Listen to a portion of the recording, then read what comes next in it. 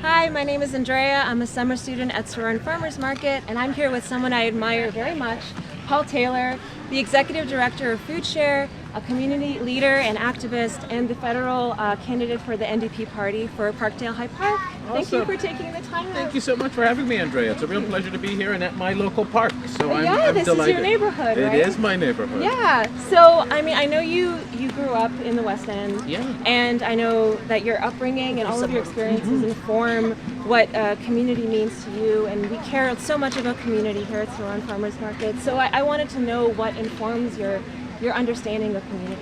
For sure. I think growing up materially poor, one of the things I saw was the way that people who are often materially poor show up for one another. When all of the systems, all of the institutions and public policies neglect these folks, it's often folks in community, and in particular for me, being raised by a powerful black woman, it was seeing the way that other black women showed up, other poor black women showed up for my mom, showed up for my family, and really lived a responsibility to community that means we all care for one another. So that's really at the heart of how I think about community and how I think about the work that I do and everything that I get involved in, how important it is that we are caring for everyone.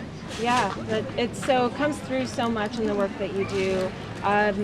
At Sorauren Farmers Market, we try to build relationships and use food as a tool for community building. And I know that working at Foodshare, you've done exactly that. So I wanted to know how you think of food as a vehicle for community development and an education tool for teaching people about systems of oppression. For sure. Yeah. When we talk about things like housing, when we talk about things like poverty, for some folks, those are experiences or challenges with housing, I should say. Those are experiences that are very removed from some people's lived experience. The unique thing about food is I think we all have to eat. So we all should be having conversations about who's growing our food, who can eat, who are we leaving behind when it comes to access to food. So I think food is that powerful piece that provides a bit of a gateway or an entry point into conversations around equity and justice and the like. Mm-hmm. Yeah, from a systems level, it's so important to think that way, and I feel like individuals really want to employ a food justice lens or an equity lens into their everyday interactions with food. And I think the people that come to this market feel that they want to use their money and what resources they have to make a small difference, as well as the producers that sell their food here. So I'm wondering, how do you see just the average person employing that equity lens into their everyday interactions with food? I think being mindful of where we're purchasing our food, I think there's a big question. Some would say, focusing on locally produced food is a key answer. I think we've got to have critical conversations also about local food.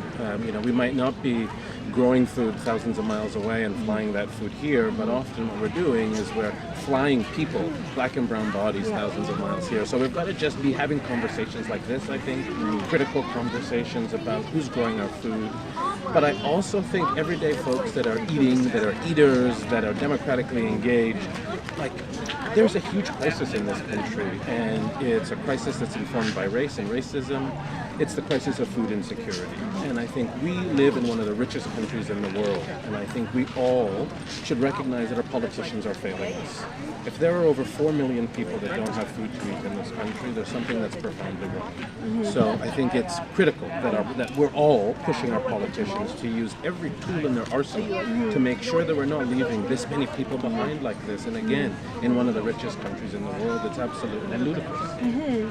And totally to that point, I think when we're having these conversations with each other, we are also holding each other accountable to do just that, to push people who are supposed to be responsible for our well-being to make better decisions about the people who are being left behind. I think it's so important, and we can't neglect that. And I often, it's not just about voting. I think often we're taught that, democracy looks like showing up every couple of years to place a vote.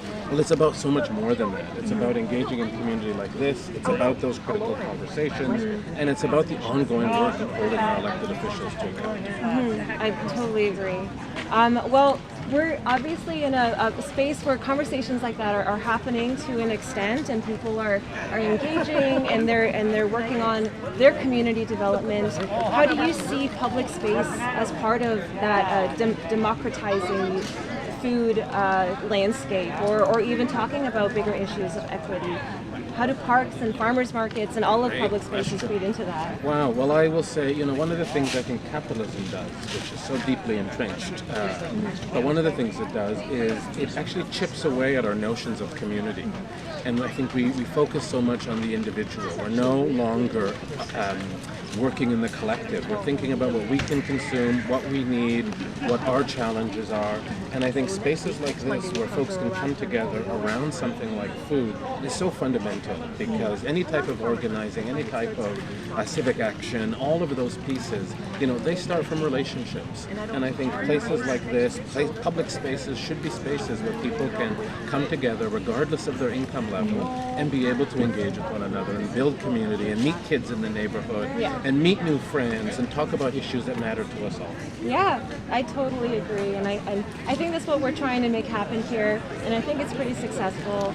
And on a lighter note, I'd like to know a little bit more about what you love about farmers markets, or this farmers market. Oh, I love catching up with my neighbors. I love the bread. I love the popsicles. I love tomatoes. Yeah. I love showing up and thinking about, I challenge myself sometimes and I say, I'm going to create a meal with 3 ingredients that I purchased from the farmers market. That's great, yeah. And it changes all the time. You're a huge foodie. I love eating. Yeah, I love eating and my cooking. Social media lurking tells me that you're always checking out the new spot, especially in Roncesvalles. I am Parkdale. indeed. I love food, and I love celebrating food. Yeah, that's great. I'm glad that you're here with us, and if you want, we can go shopping and take a little walk around the market. I'm looking forward to it. Awesome. Let's do it. Great. All right. Okay.